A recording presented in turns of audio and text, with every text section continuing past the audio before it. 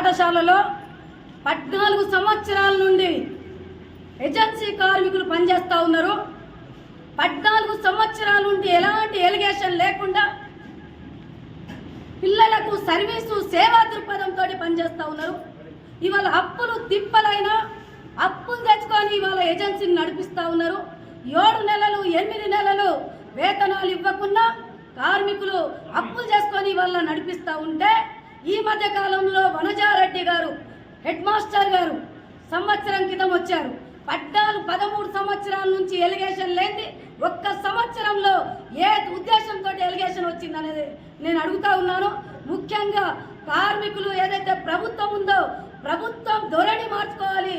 అదేవిధంగా ప్రభుత్వం ఇచ్చే ఏదైతే బియ్యం ఉన్నాయో గుడ్లు ఉన్నాయో పప్పులు సరుకులు ఇవన్నీ సరఫరా చేయాల్సింది ప్రభుత్వం బాధ్యత. బియ్యం ఇవ్వాల్సింది బాధ్యత హెడ్ మాస్టర్. ఒకవేళ ఏజెన్సీ మీద చర్యలు చేసుకోవాలంటే ముందు హెడ్ మాస్టర్ పైన చర్య తీసుకోవాలి. ఇది ఎంఆర్ఓ గారికి ఎండిఓ గారికి ఎంఈఓ గారికి తెలియదా అనేది నేను అడుగుతా ఉన్నాను. కావాలని పేరెంట్స్ కమిటీ లేకున్నా పేరెంట్స్ కమిటీ ఉందని చెప్పి మాయమాటలు చెప్పి పేరెంట్స్ కమిటీ వాళ్ళకి తీసుకొని వచ్చి ఎలిగేషన్ పెట్టి బియ్యంలో ఏదైతే పురుగులు వచ్చినాయో అన్నంలో పురుగు వచ్చే విధంగా హెడ్ మాస్టర్ చేశారు.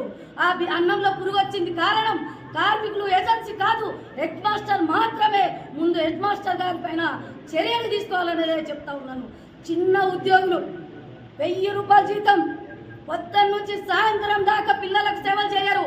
ఇక్కడ ఉన్న విద్యార్థులకు సేవలు చేస్తూ ఉన్నారు.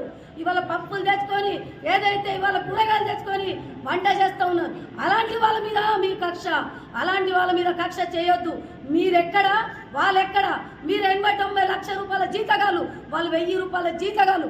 వాళ్ళ మీద కక్ష సాధింపు చర్యలను పాల్పడుతున్న హెడ్ మాస్టర్ పైన ముందు చర్యలు తీసుకోవాలనేదే కార్మిక సంఘాలు, అనుబంధ సంఘాలు, వర్గ సంఘాలు డిమాండ్ చేస్తూ ఉన్నాయి.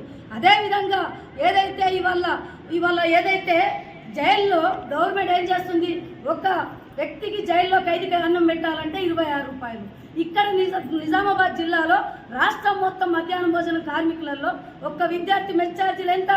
6 రూపాయలు 30 పైసలు, 8 రూపాయలు 30 పైసలు. ఈ రకంగా ఇస్తూ ఉంటే 8 రూపాయలలో ఎట్లా భోజనం పెట్టాలి? కిలో పప్పు ఇచ్చి 1 కేజీ వండాలి అంటే కిలో పప్పు వచ్చేది 1 కేజీ పప్పే ఉడవాలి అని చెప్తున్నారు. ఏ రకంగా భోజనం వడ్డియాలి? బాధ్యత ఎవరిది? ఇది ప్రభుత్వంది. ప్రభుత్వం వైపు పోరాటం చేయాలి. నా ఆశ పెద్దది, నా ఆశ గొప్పది అని చెప్తున్నారు హెడ్ మాస్టర్. మీ ఆశ చాలా చెడ్డది, మీ ఆలోచన చాలా చెడ్డది. కార్మికుల పైన కక్ష సాధింపు చర్యలు పాల్పడుతున్నారు. వెంటనే మార్చుకోకుంటే ఏదైతే ఈ నెల 18వ తారీఖు ఉందో ఎంఆర్ఓ కార్యాలయాన్ని ముట్టడిస్తాం.